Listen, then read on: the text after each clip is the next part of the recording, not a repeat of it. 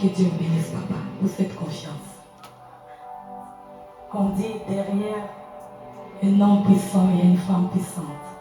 Amen. Est-ce qu'on peut acclamer pour notre maman ici?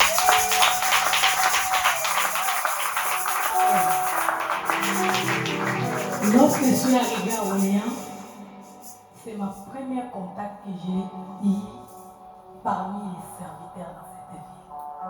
J'ai dû croiser en 2015. Amen.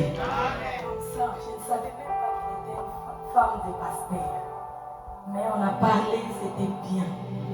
C'était au travail. Que Dieu bénisse maman. Je ne manquerai pas d'honorer quelqu'un parmi nous. Amen. Cette sœur, je l'ai connue depuis 2018. Et je veux honorer cette femme, la sœur Bibiche. La sœur Bibiche. Amen. C'est elle qui m'a appelée. On parle beaucoup avec elle. Beaucoup dans les partages. C'est une fille qui aime vraiment le Seigneur. Quand il m'appelle, c'est pour la parole de Dieu. Quand il m'appelle, c'est pour quelque chose qui est pour la gloire de Dieu. Amen. Que Dieu te bénisse. Et je vais vous honorer, l'Église, de m'avoir accueilli parmi vous. Que Dieu vous bénisse. Ce soir, je suis venu pour Dieu. La raison que nous sommes là, c'est pour témoigner notre Dieu. C'est pour parler de la part du Seigneur. Amen. Amen. Père, ce soir, nous sommes disposés. Disposés pas pour écouter l'homme, mais disposés pour écouter Yahweh. Père, nous t'invitons présent dans ce lieu. Nous t'invitons présent dans ce lieu. Glorifie ton nom dans ce lieu. Glorifie ton nom, ton Père. Que ton nom soit glorifié et que tu donnes gloire à ton nom. Père, que je m'efface et tu prends la place. Père, que je disparaisse de toi, Jésus, que tu t'élèves. Nous te prions, Seigneur, de toucher un cœur qui est disposé ce soir. Nous te prions, Seigneur, de visiter un cœur qui est disposé ce soir. Nous te prions, Seigneur, de changer le destin de quelqu'un qui est disponible ce soir. Car le destin, c'est toi, Jésus. Manifeste-toi ce soir. Glorifie ton nom, Jésus. Et sois, Seigneur, celui qui va opérer. Sois, Seigneur, celui qui va délivrer. Sois, Seigneur, celui qui va bénir et celui qui va restaurer.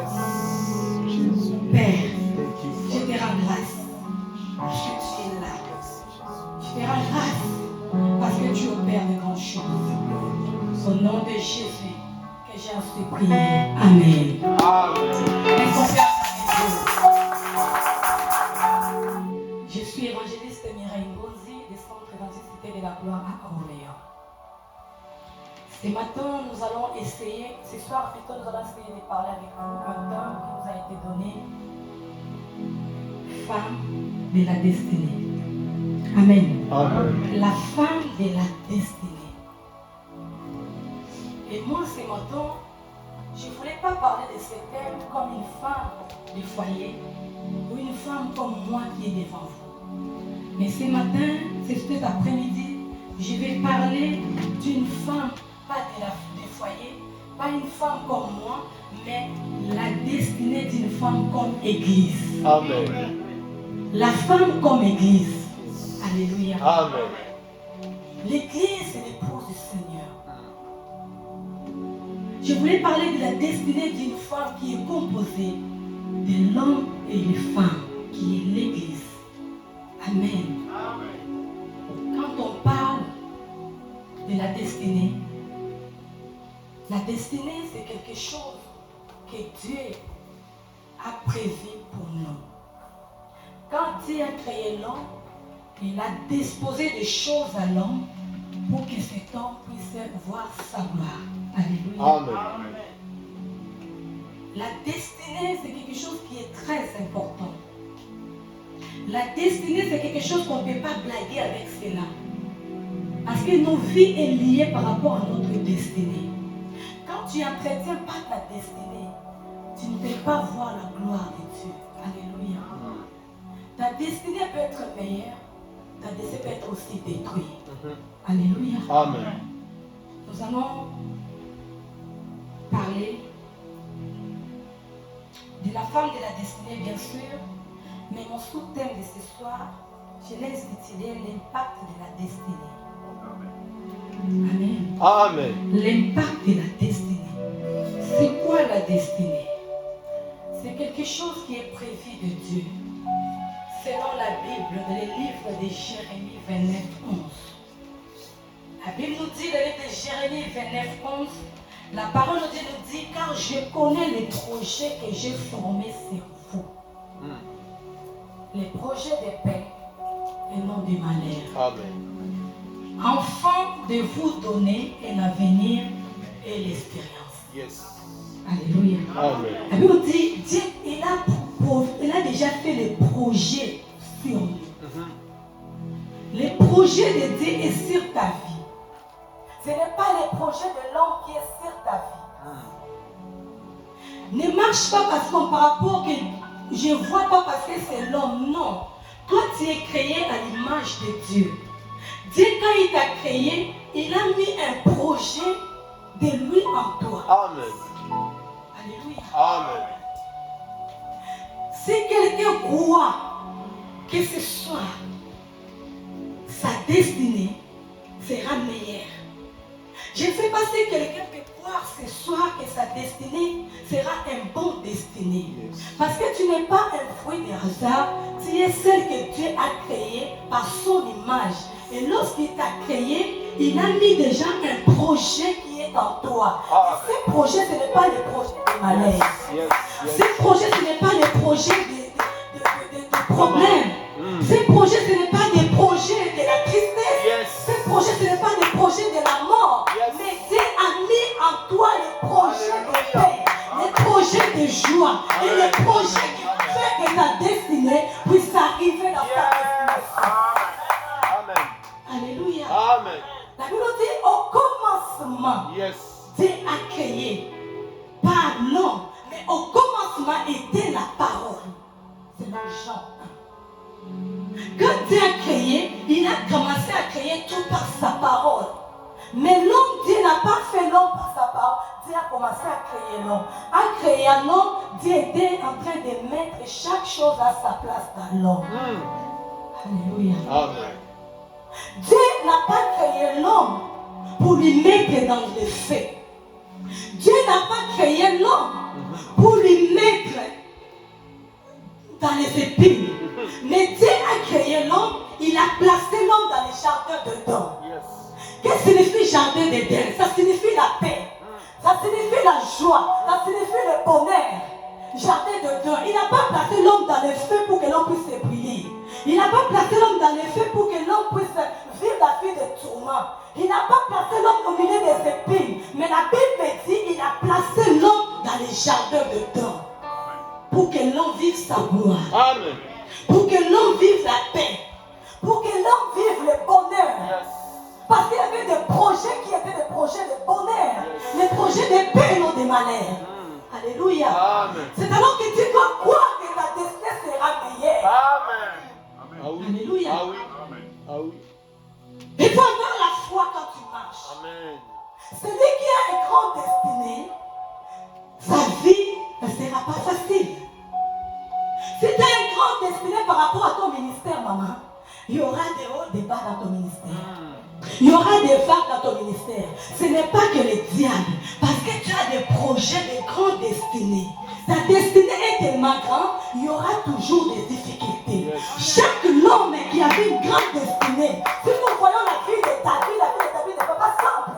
Si nous voyons la vie de Jésus-Christ lui-même, sa vie n'était pas simple. Il avait la vie de compliquée. David a passé dans des étapes compliquées. Tous les hommes qui ont vu la gloire de Dieu, qui étaient grands, qui avaient des grandes destinées, ils ont passé dans des choses compliquées. C'est le chemin de Dieu.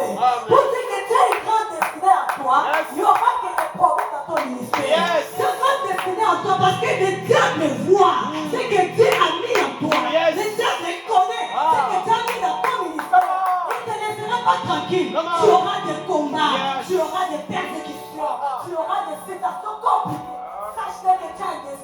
Amen. Come on. Alléluia. Come on. Et ce soir, je vais essayer de parler un peu de destinée.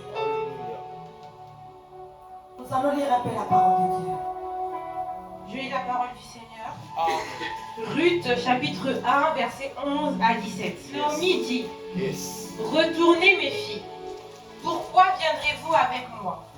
Ai-je encore dans mon sein des fils qui puissent devenir vos maris? Retournez mes filles, allez. Je suis trop vieille pour me remarier. Et quand je dirai, j'ai de l'espérance, quand cette nuit même je serai avec un mari et que j'enfanterai des fils, attendriez-vous pour cela qu'ils eussent grandi? Refuseriez-vous pour cela de vous marier? Non, mes filles, car à cause de vous, je suis dans une grande affliction de ce que la main de l'Éternel s'est étendue contre moi. Et elles élevèrent la voix et pleurèrent encore. Orpa baisa sa belle-mère, mais Ruth s'attacha à elle. Yes. Naomi dit à Ruth, voici ta belle-sœur est retournée vers son peuple et vers ses dieux. Retourne comme ta belle-sœur. Ruth répondit, Yes. ne me presse pas de te laisser, de retourner loin de toi. Où tu iras, j'irai. Alléluia. Où tu demeureras, je demeurerai. Ton peuple sera mon peuple et ton Dieu sera mon Dieu. Où tu mourras, je mourrai et j'y serai enterré. Que l'Éternel me traite dans toute sa rigueur si autre chose que la mort vient à me séparer de toi. Parole du Seigneur. Amen. Wow. Amen. Amen. Est-ce qu'on peut acclamer la parole de Dieu? Dans les temps de J, il y avait la famille à Bethléem. Nous connaissons toute cette histoire. Il y avait un homme qui s'appelait Elimelech. Elimelech a pris sa femme, Naomi. Il avait ses 2 enfants pour fuir la famille pour aller au pays de Moab. Amen. Il est arrivé à Moab, il 7 ans, Elimelech était oublié, il était décédé. Il est mort. Naomi est restée seule avec ses 2 fils.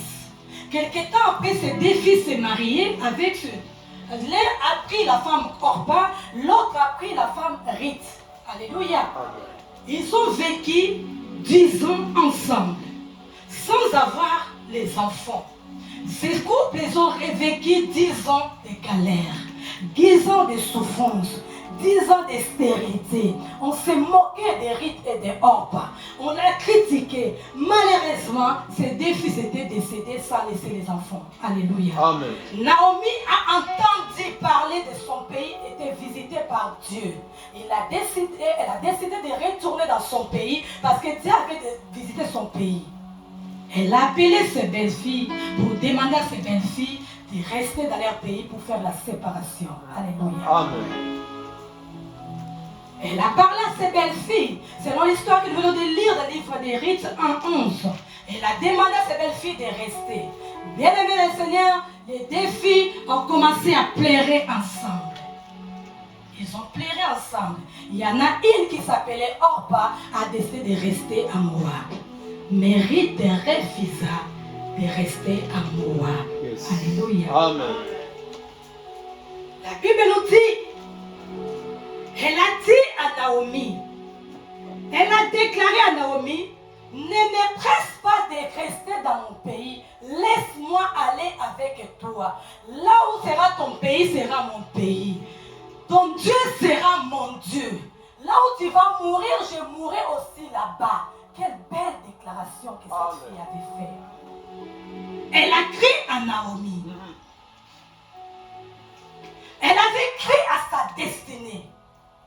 Elle n'a pas regardé que moi, dans mon pays, comme Naomi m'avait dit, il y a des hommes. Elle m'a autorisé de me marier. Je pouvais rester comme sa belle, comme Orpa a resté. Orpa a regardé son pays. Elle a dit, dans mon pays, il y a des beaux garçons. Dans mon pays, je peux encore me marier. Dans mon pays, je peux encore voir des choses. Il y a mes parents, il y a ceci. Orpa s'attacha dans son pays. Orpa refusait de se séparer avec ses dieux. Orpa est resté avec ses dieux. Mais Naomi a crié à sa destinée. Naomi n'a pas, Ruth a crié à sa destinée. Ruth n'a pas regardé l'état de Naomi. Ruth n'a pas regardé l'état physique de Naomi. Ruth avait regardé ce qui était à l'intérieur de Yes. Naomi. Yes. Alléluia. Elle avait crié à sa destinée. Elle a déclaré choses. Elle a crié à ce qu'elle avait parlé. Elle a accepté de quitter ce Dieu, le Dieu des incestes. Yes. Alléluia. Amen. Moi, c'est le pays des incestes. Moi, c'est le pays de l'iniquité. Le pays de désordre. Elle a dit, moi, je vais aller dans un pays où elle ne connaissait même pas. Alléluia. Elle a dit, je vais aller avec Naomi. Elle est partie avec Naomi.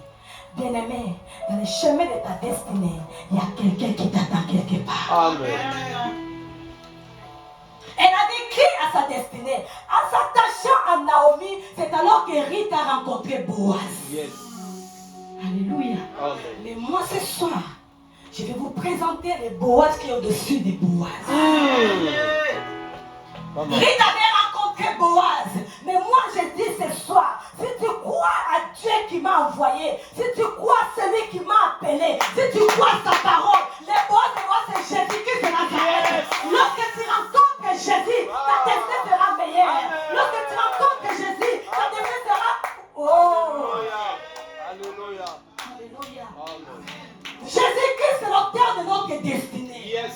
Jésus-Christ, c'est lui qui connaît notre destinée. Ruth avait rencontré Boaz, sa destinée était changée. Mais ce soir, si tu rencontres Christ, ta destinée sera meilleure. Ça va changer ta destinée. Alléluia. Amen. L'impact de la destinée. Alléluia. Premier point ou élément que je voulais parler de quelque chose qui va impacter ta destinée. L'attachement à la parole de Dieu. Alléluia. Amen. L'attachement à la parole de Dieu. Naomi s'attacha, Ruth s'attacha à Naomi. Naomi, image de la parole de Dieu. Celui qui s'attache à la parole, sa vie ne reste jamais la même. Amen. Celui qui s'attache à la parole, sa destinée n'échouera jamais. Amen. Celui qui s'accroche à la parole, sa parole que tu écoutes, tu t'accroches à cette parole qui va faire en sorte que ta destinée soit protégée. Yes. Merci. Alléluia. Attachons-nous à la parole et à s'attacher aux hommes. Tu as un destin merveilleux. Tu as un destin que Dieu a mis en toi. Les problèmes que tu ne t'attaches pas à Dieu, tu ne t'attaches pas à lui, tu t'attaches aux hommes. Tu es capable de parler de tes projets à l'homme. L'homme ne peut rien te donner. Nous échouons parce que nous mettons notre connaissance à notre savoir. Yes. Nous échouons parce que nous croyons que nous savons bien faire les choses. Parce que j'ai étudié, j'ai des diplômes, j'ai fait ceci par rapport à mes diplômes. Tu as mis ta confiance à tes savoirs, c'est alors que tu échoues. Yes. Alléluia. Hope avait mis sa confiance à ses dieux. Il avait mis sa confiance à son pays. Il avait mis sa confiance à ses parents. Aujourd'hui, on n'appelle plus jamais de Hope. On parle plus d'elle. On ne sait même pas comment elle a fini sa vie. Mais Ruth s'est attachée à la parole. La parole de Dieu a changé sa vie. La parole de Dieu a changé sa vie. Lui qui est resté 10 ans dans les moqueries, 10 ans dans les stérilités, 10 ans dans les pleurs, 10 ans dans les grandes choses bizarres. Mais quand il s'attachait à la parole, elle a rencontré la parole a changé sa vie. Alléluia. Alléluia. Attachez-nous à la parole. Ne t'attache pas parce que tu as des parents connus. Moi, je sors d'une famille d'aide. Alléluia. Tu vas échouer parce que ta connaissance, tu as mis ta connaissance à ce que toi tu sais. Mais quand tu mets ta connaissance à la parole de Dieu, la Bible nous dit, il a envoyé sa parole. Il a envoyé sa parole. C'est la parole de Dieu qui nous bénit. C'est la parole de Dieu qui nous délivre. C'est la parole de Dieu qui nous restaure. C'est la parole de Dieu qui crée à l'homme. C'est que l'homme ne peut pas voir. Alléluia. Notre Dieu, il a créé toute la parole. Quand tu t'accroches à la parole de Dieu, tu peux créer les choses qui n'existent pas dans ta vie. La parole, c'est parler, c'est déclarer les choses. Quand tu t'attaches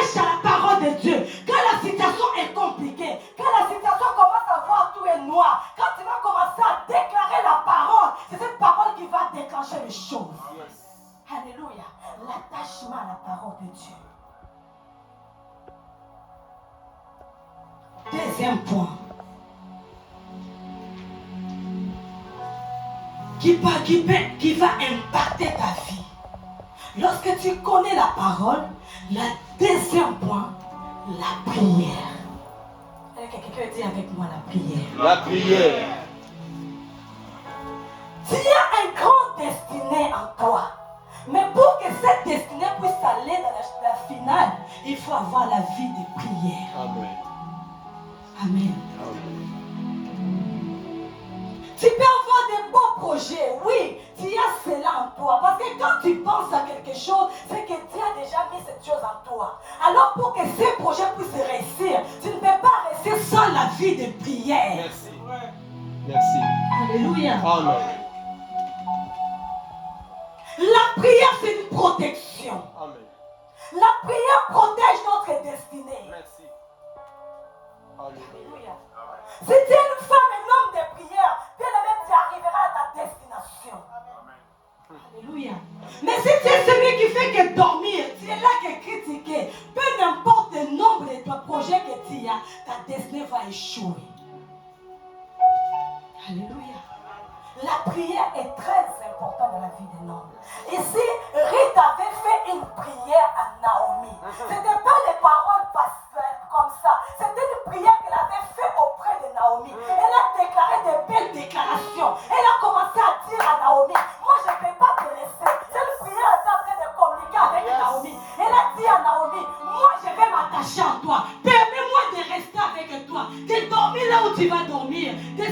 Que ton Dieu devienne mon Dieu. Il a accepté que le Dieu de Naomi devienne son Dieu. Il a commencé à faire la prière avec Naomi. Pour que la prière là qui a créé, que Ruth puisse rencontrer le bois de sa vie. Alléluia. Comment?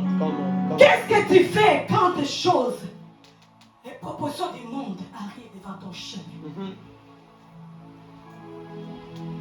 Elle pouvait dire aussi, oui, tu as raison. Oui, ce que Naomi parlait, réellement c'était vrai. Amen. C'était vrai. Prévenez, on va pleurer. Les pleurs qui viennent, les pleurs des émotions. Quand la parole de Dieu, des gens qui sont comme ça, des hors pas dans les églises. Les hors pas dans les églises. Quand la parole de Dieu est prêchée là, tu commences à voir, ah Jésus est là, oui tu pleures. On te dit les péchés là, tu pleures mais Dieu est hors. Après avoir pleuré, tu retournes à tes péchés. Alléluia. Il y a des hors dans nos églises qui ont 100 positions. Les hommes de l'église, des hommes sentimentaux, qui ne savent pas où aller. Aujourd'hui, à la pied de l'éternel, demain à la croix de l'éternel, l'autre est dans tel jour. Vous cherchez quoi? Des hommes. Mais il faut être des rites qui sait quelle est sa destinée. Si tu connais ta destinée, la Bible dit mon peuple est détruit par faute de la connaissance.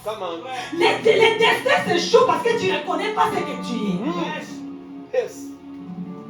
Si tu connais ta destinée, tu ne blagueras pas. Amen. Si tu connais ta destinée, tu ne t'attacheras pas à n'importe qui. Amen. Si tu connais ta destinée, tu ne feras pas n'importe qui.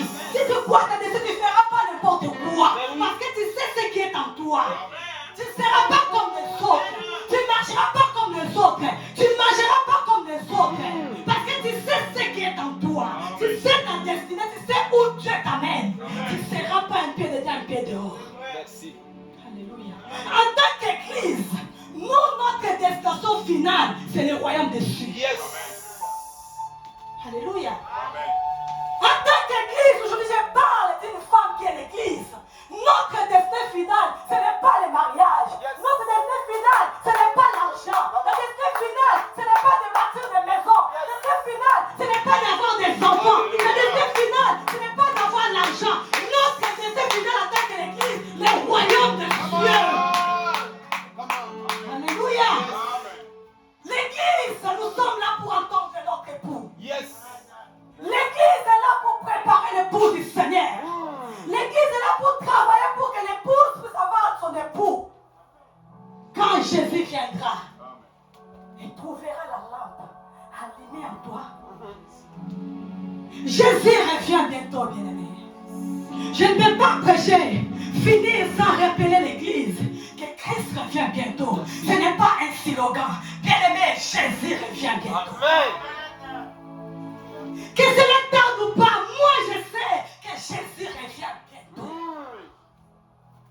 La destinée que nous avons de voir Jésus, c'est la meilleure destinée que nous devons nous préparer pour rencontrer notre époux. Merci.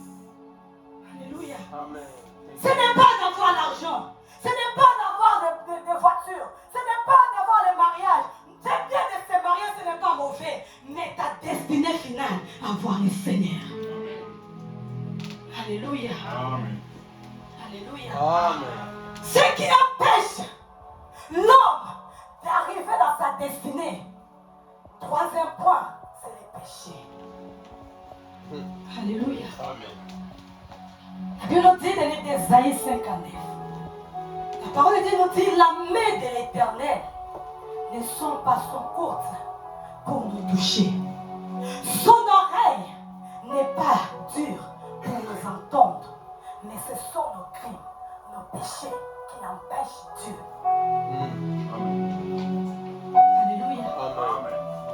Les péchés, c'est très dangereux. Les péchés nous empêchent de rentrer dans notre destinée. Les péchés tuent les destinées des hommes. Mais oui. Alléluia. Amen. Les péchés nuisent la destinée de l'homme. Tu peux avoir une belle destinée, mais tu ne vas pas arriver à la finale parce que les péchés vont t'empêcher de rentrer dans ta destinée. Alléluia.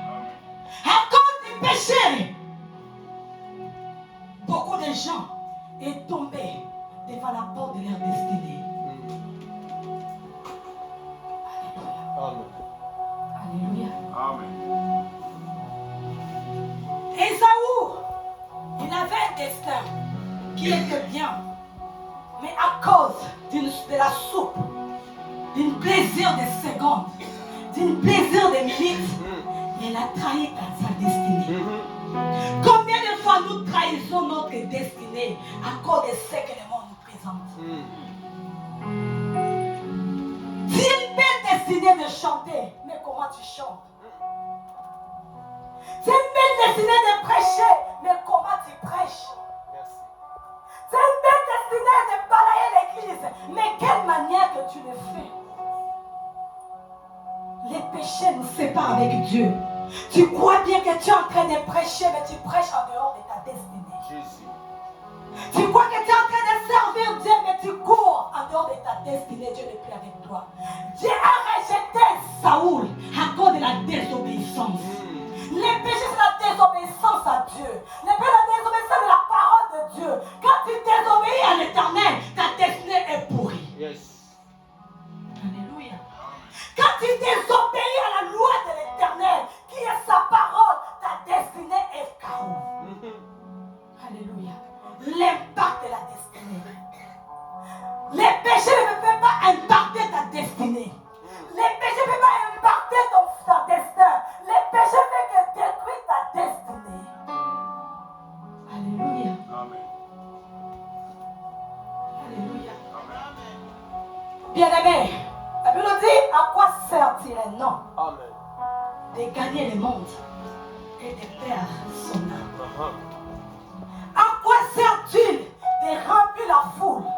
Mais au dernier jour, Yes. il te dit, je t'ai jamais connu. À quoi sert-il d'avoir la gloire de ce monde? Mais au dernier jour, il te dit, je t'ai jamais connu. Merci. Laissons la gloire à Dieu. Respectons les principes de la parole. Respectons Dieu. Restez dans les pieds du Seigneur pour que tu puisses les rencontrer. Amen. Bien-aimé, Amen. la vie de ce monde est que zéro. Zéro. Yes. On peut te donner 100 ans de vivre, mais la vie c'est zéro. Ah oui. Cherchez la vie éternelle. Amen. Attachez-nous à la parole au lieu de s'attacher dans les choses de ce monde. La gloire de ce monde, c'est rien. On a vu les gens qui avaient la gloire. On peut citer le président Mobutu Yes. qui se croyait qu'il était Dieu.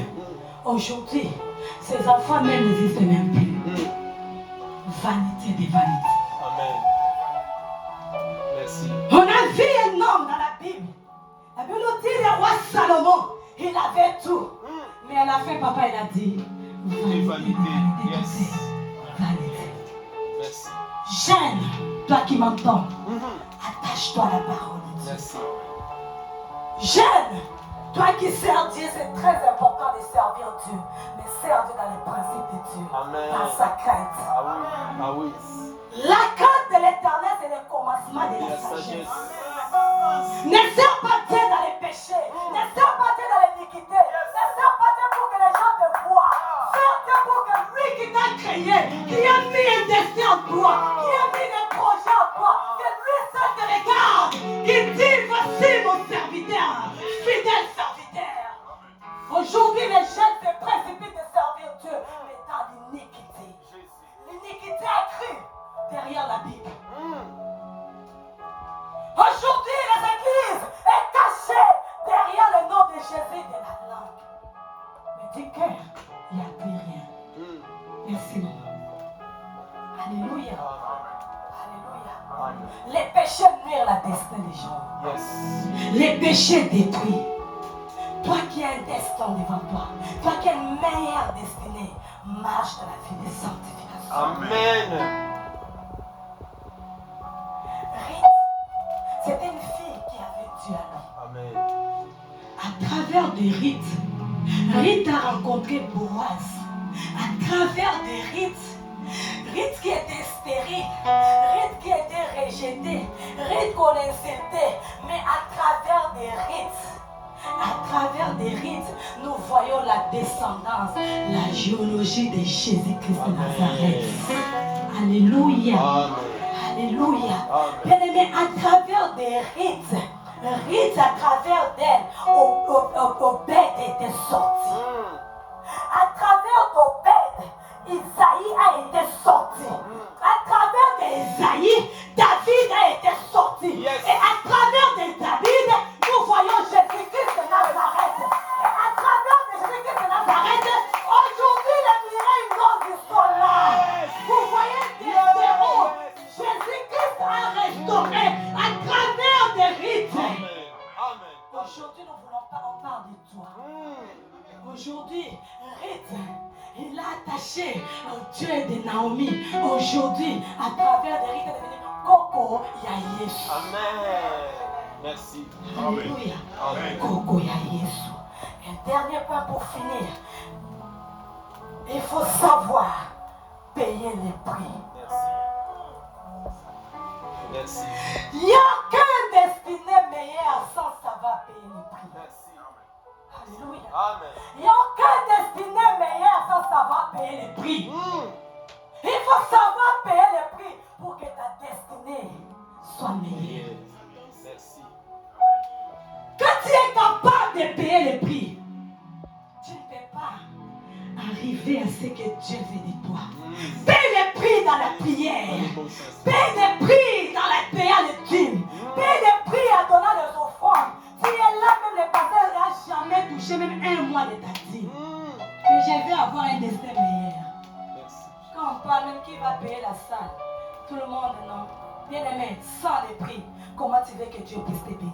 Jésus. Alléluia. Les prix que tu vas payer, ça va te donner, ouvrir les opportunités. Alléluia. Amen. La destinée, il faut saisir les opportunités. Ruth avait saisi l'opportunité. Cette opportunité lui a ramené à rencontrer Boaz. David avait saisi l'opportunité. David était là tranquille. Le papa de David l'a appelé. Il a dit, va voir tes frères quelque part. Ramène-les ce qu'à manger. Mais arriva dans les champs. Il a entendu l'opportunité était ouverte. Elle a attendu. Ici, on discutait. Il y a Goliath là-bas. Mais on a dit, celui qui va tuer Goliath, il aura ceci, il aura ceci. Elle a saisi l'opportunité. Comment? Merci. Alléluia. Quand tu saisis les opportunités, tu dois payer les prix. On a peur. On n'avait pas saisi l'opportunité. Il faut saisir les opportunités qui se prennent devant toi.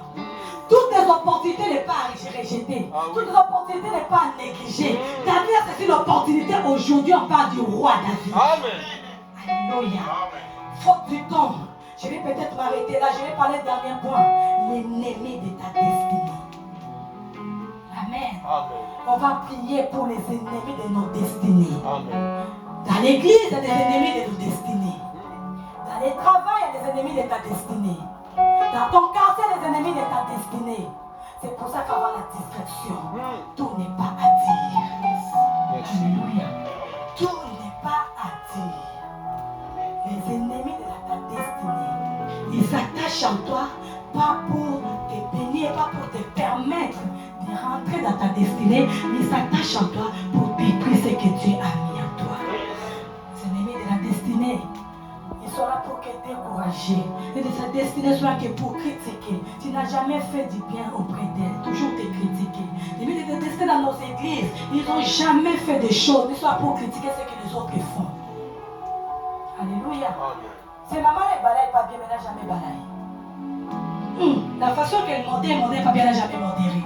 L'ennemi des destinées vient pour nous décourager. Alléluia. Amen. Nous allons prier ce soir. Je veux que tu te lèves, nous allons prier. Dans chaque destinée, il y a un combat. Dans chaque destinée, il y a un combat. Et tu vas prier pour chasser tous les ennemis de ta destinée. Qui est là, tu as une destinée meilleure. Mais lui, il ne voudra pas que tu puisses arriver à obtenir ce que Dieu veut que tu puisses obtenir. Dans le milieu du travail, tu es l'ennemi de ta destinée. Dans ton mariage, tu es l'ennemi de ta destinée. Mais ce soir, nous allons prier. Tu vas dire à Dieu de te séparer, d'éloigner devant toi les ennemis de ta destinée pour que tu puisses aller dans ta finale.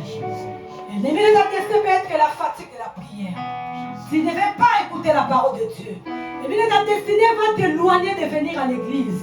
Il va s'éloigner de servir Dieu. Il va t'éloigner de prier. Parce qu'il sait qu'en s'accrochant dans la prière, en s'attachant à écouter la parole de Dieu, tu vas aller dans ta destination.